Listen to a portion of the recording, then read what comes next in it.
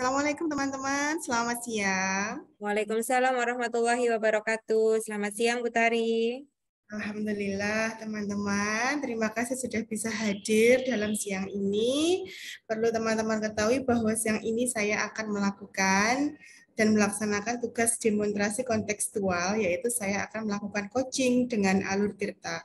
Untuk tujuan pembelajaran khusus, yang pertama adalah CGP dapat melatih keterampilan coaching dengan berbagai studi kasus dan membentuk komunitas praktisi untuk melakukan praktek coaching dengan model Tirta. Di sini saya akan menjadi coach-nya dan sebagai coach-nya adalah Pak Sarno dan sebagai pengamatnya adalah Bu Rinda. Siap nggih Bu nggih? Kita mulai Ya, nggih Bu? siap, Ya. Bu. Nggih. Bismillahirrahmanirrahim. Assalamualaikum, selamat siang Bu Rinda. Selamat siang. Ya, bagaimana kabarnya Bu? Baik, Ibu. Bu Tari, apa kabar juga? Ya, alhamdulillah saya juga baik Bu. Alhamdulillah sehat, ini sudah selesai saya melaksanakan pembelajaran. Iya. Bu Rinda, ada waktu enggak hari ini? Insya Allah ada, Bu. Nah, ini saya mau melakukan proses coaching. Saya minta Bu Rindang untuk menjadi pengamat saya dan saya akan praktek bersama dengan Pak Sarno. Oh iya, jadi akan ada coaching dengan Pak Sarno ya, Bu ya? Ada yang ingin saya sampaikan, Bu? Iya, silakan, Bu Tari. Saya nanti akan coaching dengan Pak Sarno dan saya minta tolong Bu Rindang untuk mengamati saya dan proses apa yang saya lakukan dan meminta umpan balik Bu Rindang ketika nanti akhir dari proses coaching ini. Oh iya, baik. Siap, Bu Tari. Tapi kira-kira Bu Tari tahu ya kompetensi inti yang harus dimiliki oleh seorang coach? Iya, insya Allah saya tahu Bu. Yang pertama adalah seorang coach itu harus hadir sepenuhnya atau present. Dalam arti di sini saya menyampingkan semua perasaan, pikiran, dan masalah saya. Dan saya berusaha untuk hadir dalam proses coaching saya bersama Pak Sarno. Yang kedua, saya berusaha untuk menjadi seorang coach dengan mendengarkan aktif. Jadi saya betul-betul menyimak apa yang mau disampaikan oleh coach saya. Yang ketiga adalah saya berusaha untuk mengajukan pertanyaan berbobot. Nah, pertanyaan berbobot ini cirinya adalah bersumber dari si coach itu. Jadi kita itu tidak malah yang kepo istilahnya Bu, tapi kita bisa mengambil pertanyaan-pertanyaan dari masalah-masalah yang mau disampaikan sama Pak Sarno nanti. Wah, iya keren. Betul semua itu tadi, Bu Tari. Oke deh, kalau gitu selamat, Bu Tari. Semoga bisa Ya, coachingnya lancar ya.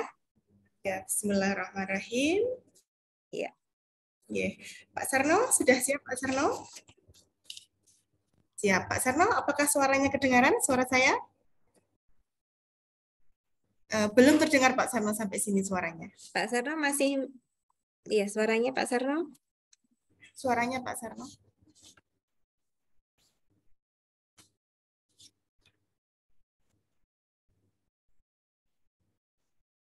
Tes-tes dulu Pak Sarno. Atau mungkin tidak perlu pakai headset Pak Sarno? Ya, pakai headset. Ya. Kemarin karena Bu Rindang juga pakai headset ada gangguan. Cek. Ya. Dengar. Wah, keren. Ya, jelas. Terima kasih. Ya. Ya, monggo Pak Sarno kita mulai untuk proses coachingnya pada siang hari ini. Assalamualaikum warahmatullahi wabarakatuh. Bu Tari, bagaimana kabarnya hari ini? Waalaikumsalam Pak Sarno, kabar baik. Bapak sendiri bagaimana kabarnya?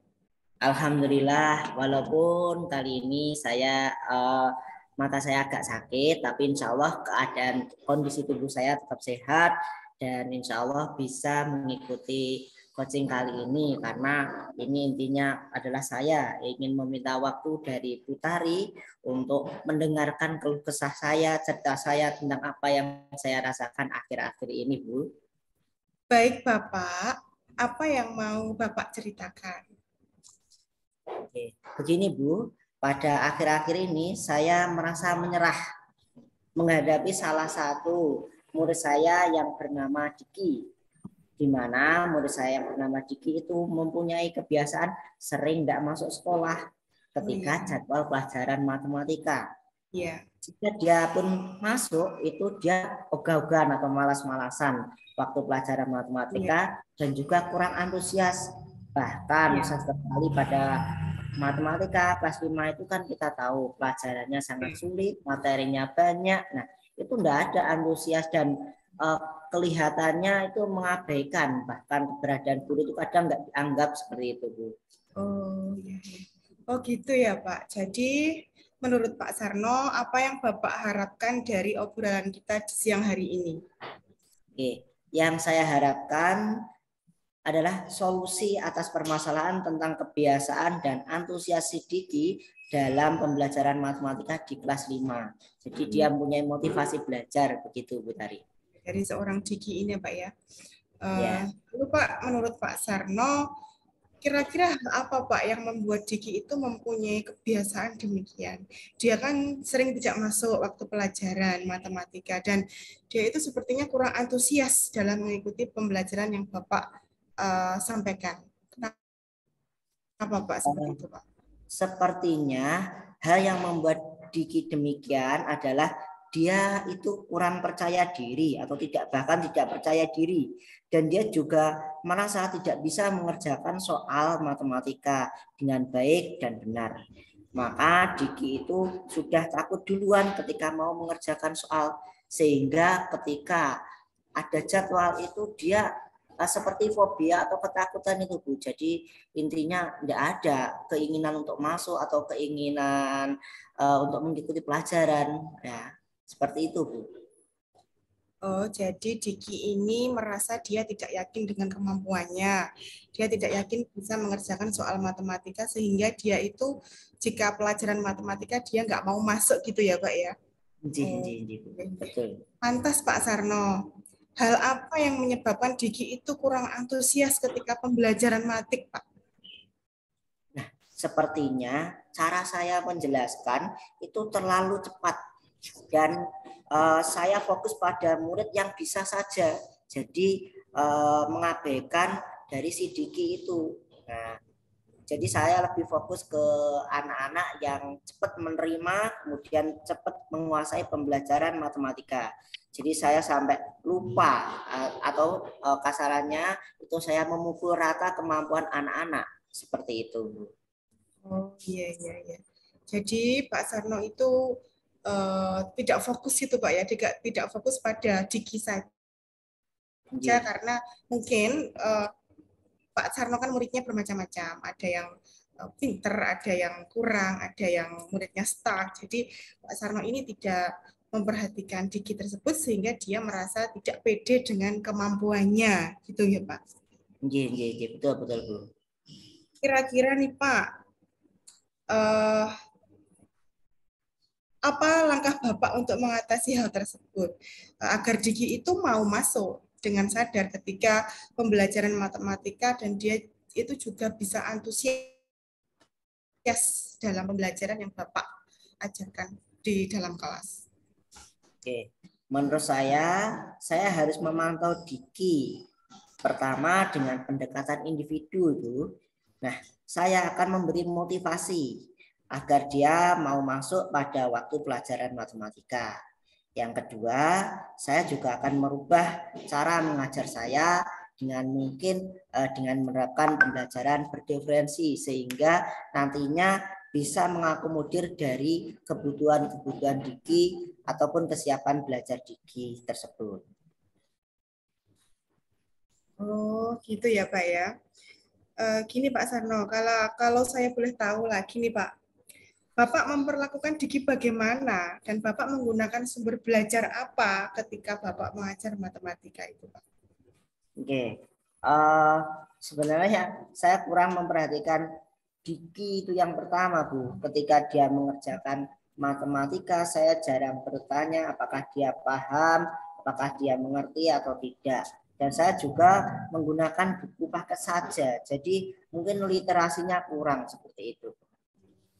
Nah, kalau boleh saya menambahkan, saya juga berpikir sebenarnya kan juga banyak ya Bu media-media pembelajaran yang bisa digunakan untuk pembelajaran matematika yang lebih menarik dan lebih menjanjikan untuk menerima materi. Antara ada mungkin video YouTube, ada buku-buku literasi dari perpustakaan, ada game-game aplikasi matematika, dan juga menggunakan benda-benda yang ada di sekitar sekolah kita atau sekolah saya. Seperti itu Bu. Yang intinya dengan media pembelajaran yang kontekstual itu merangsang si Diki untuk lebih memahami dan memotivasi dia untuk mau ikut pelajaran matematika. Seperti itu Bu. Oh, jadi seorang Diki itu anak yang luput dari perhatian Pak Sarno ketika Pak Sarno mau mengajar, mungkin karena materinya juga terlalu banyak dan terlalu banyak hal yang ingin disampaikan. Jadi Bapak ini lebih mementingkan materi daripada memperhatikan Diki ya Pak. Lalu untuk sumber belajar Pak Sarno itu selain hal tersebut ada enggak Pak? Ya mungkin yang selama ini saya gunakan ini yaitu saya sering menggunakan buku paket saja. Nah mungkin sebenarnya saya ingin menggunakan buku-buku yang dari perpus dan YouTube itu, tapi mungkin akan saya gunakan begitu Bu, baru akan. Nah menurut saya Pak betul sekali. Saya yakin bila Pak Sarno ini bisa memaksimalkan semua sumber belajar yang ada di lingkungan sekitar sekolah, baik itu video atau pembelajaran kontekstual ataupun alat peraga ataupun aplikasi-aplikasi pembelajaran, saya yakin itu semua akan membawa dampak perubahan pada Diki. Insya Allah dia itu mau masuk dengan ikhlas, dia mau masuk dengan kesadarannya sendiri sehingga dia bisa mengikuti proses pembelajaran yang Bapak sampaikan. Amin. Jadi Pak Sarno, rencana Bapak untuk menyelesaikan permasalahan yang Bapak utarakan tadi bagaimana? Baiklah Bu, yang pertama saya akan melakukan pendekatan individu dengan Diki, yaitu dengan memberi motivasi, dan saya juga berkomunikasi dengan orang tuanya untuk memberi motivasi dari rumah. Yang kedua, saya akan merubah cara mengajar saya. Saya akan mengidentifikasi kebutuhan belajar Diki serta menyesuaikan materi dengan tingkat kepahaman Diki sampai dia merasa percaya diri dan tidak takut lagi dengan pelajaran matematika. Bahkan mungkin saya bisa jadi memberikan tambahan-tambahan belajar agar Diki lebih semangat untuk mendengar matematika. Seperti itu Bu. Wah, bagus sekali rencananya Pak. Dengan pendekatan individu kepada Diki sehingga dia menjadi termotivasi lagi Pak dan tidak takut lagi dan dia mau menghafalkan perkaliannya, mungkin seperti itu. Terus yang kedua, selanjutnya Bapak mau melakukan pendekatan dengan orang tua, mungkin dengan komunikasi yang intens dengan orang tuanya. Yang selanjutnya adalah Bapak akan melakukan identifikasi kebutuhan kepada murid-murid Bapak. Apakah murid-murid ini termasuk tipe auditori visual, begitu ya Pak. Pak Sarno, mudah-mudahan rencana Bapak ini sukses dan berhasil ya Pak ya. Boleh saya teruskan ya Pak Sarno ya? Lanjut dulu. Jadi untuk mengatasi hal tersebut, sekarang apa komitmen Bapak terhadap rencana Bapak selanjutnya? Nah, saya berkomitmen untuk selalu secara khusus ya itu kepada Diki itu secara konsisten memperhatikan secara khusus dan intensif kepada Diki. Setiap dia mengerjakan, saya akan memantau dan memberi bimbingan khusus. Nah, saya juga akan terus memberikan motivasi padanya, ya, baik melalui pada saat pelajaran matematika ataupun pada saat mungkin pelajaran-pelajaran lainnya. Saya juga berkomitmen untuk memakai banyak sumber belajar agar semua siswa saya antusias belajar matematika. Saya juga akan menggunakan banyak cara dan trik dalam mengajar matematika agar lebih beragam dan memenuhi kebutuhan siswa belajar. Seperti itu, Bu.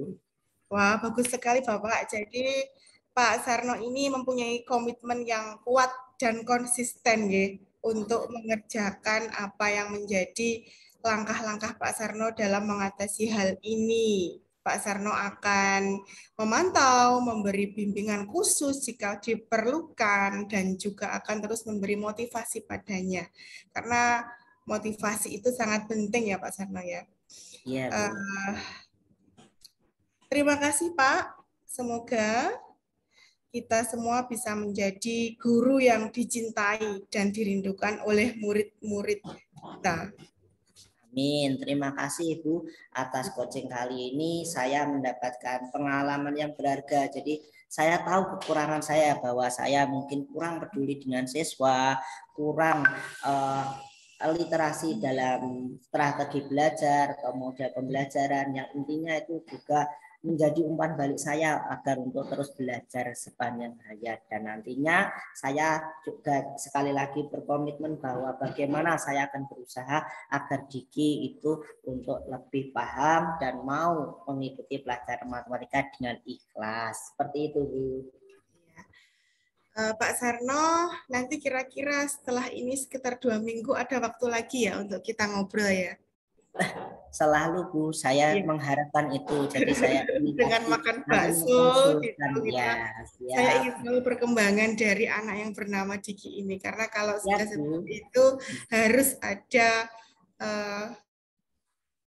perhatian khusus dari seorang guru, dan saya juga senang sekali bisa membantu masalah Pak Sarno ini. Ya, terima kasih banyak loh Bu atas waktunya. Ya, assalamualaikum warahmatullahi wabarakatuh. Waalaikumsalam warahmatullahi wabarakatuh. Alhamdulillah, Bu Rindang. Iya. Ini proses praktek coaching saya dengan Pak Sarno sudah selesai. Ini kita memasuki pasca percakapan antara saya sebagai coach dan Pak Sarno sebagai coach. Iya. Iya. Ya, baik. Alhamdulillah sudah selesai ya Bu, lancar ya coachingnya Bu Tari? Alhamdulillah, iya, alhamdulillah Bu. Iya, saya sudah menduga Bu Tari itu sudah luar biasa itu kalau untuk urusan coaching ya. Bu, dengan bimbingan Bu Rindang dan juga ilmu pengetahuan yang Bu Rindang share ke saya, membuat saya termotivasi dan bersemangat untuk praktik melakukan coaching pada siang hari ini. Ya, kita akan belajar bersama ya Bu Tari ya. Ya, baik. Kita sedikit berefleksi ya Bu Tari ya dari coaching antara Bu Tari tadi dengan Pak Sarno sebagai coach ya. Baik, kira-kira dari kegiatan tadi Bu, itu indikator ketercapaian pengembangannya apa yang diinginkan oleh Bu Tari?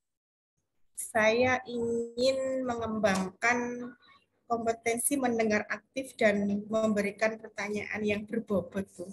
Di mana seorang coach itu sering disebut dengan istilah menyimak. Jadi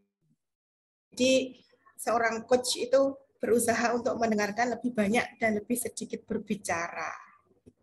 Dan saya di sini tadi juga mengesampingkan perasaan untuk tidak melabel dan tidak menilai coach saya sesuai dengan anggapan yang mungkin dari awal sudah hinggap di pikiran saya. Dan saya lebih tidak menahan diri untuk mengaitkan dengan pengalaman pribadi, meskipun saya juga seorang guru mempunyai pengalaman yang mungkin sama dengan Pak Sarno. Jadi saya berusaha untuk menahan diri untuk tidak memberikan solusi atau tidak mengaitkan pengalaman pribadi saya kepada masalah yang diutarakan oleh Pak Sarno. Iya, bagus sekali Bu Tari. Saya sudah mengamati tadi Bu. Jadi sejak awal itu sama sekali tidak ada asumsi begitu ya. Jadi Bu Tari itu bisa mindful listening, bisa netral, tidak memasukkan atau tidak mengaitkan dengan pengalaman-pengalamannya. Walaupun Bu Tari saya yakin juga banyak atau mungkin punya ya pengalaman yang serupa begitu ya. Tidak ada kalimat-kalimat yang justifikasi. Baik, kemudian ini kira-kira kompetensi apa lagi Bu yang berdasarkan coaching tadi gitu ya, yang ingin dikembangkan lagi gitu Bu? Saya ingin mengembangkan, mengajukan pertanyaan berbobot, Bu. Di mana di sini saya berusaha untuk menangkap kata kunci dari kata-kata koce. Ya.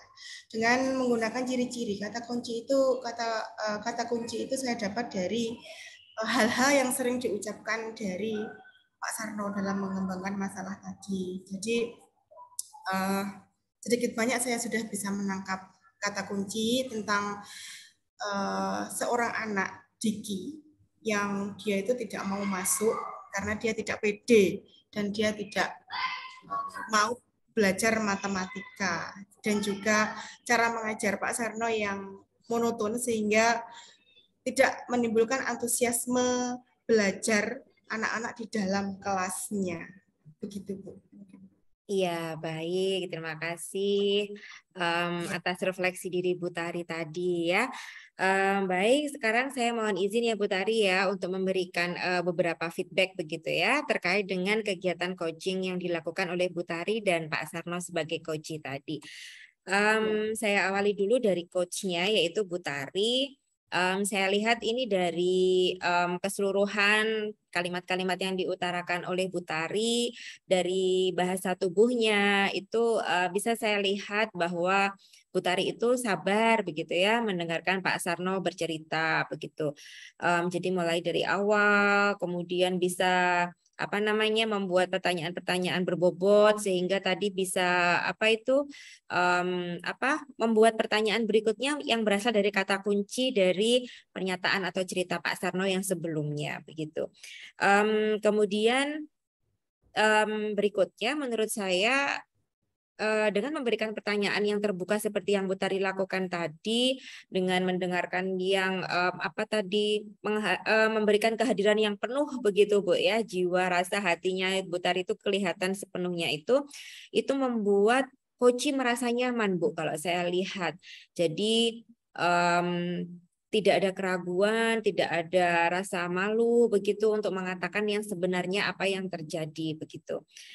Kemudian Bu Tari ini juga bisa untuk memancing atau menimbulkan situasi di mana coach itu nyaman bercerita begitu saja tanpa ada beban, tanpa ada merasa ada sesuatu hal yang harus ditutupi.